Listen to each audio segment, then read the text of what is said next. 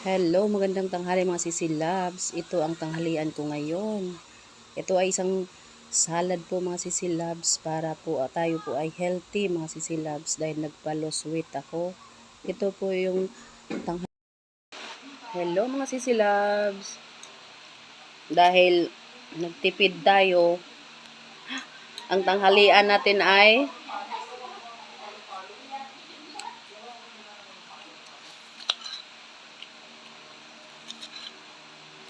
singkamas, sibuyas,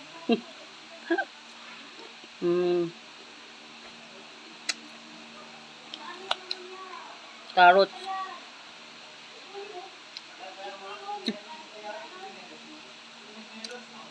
Tipid tayo sa bigas. Hindi mga sisilab. Ito talaga. Sinadya ko talaga to kasi nagda-diet nga eh.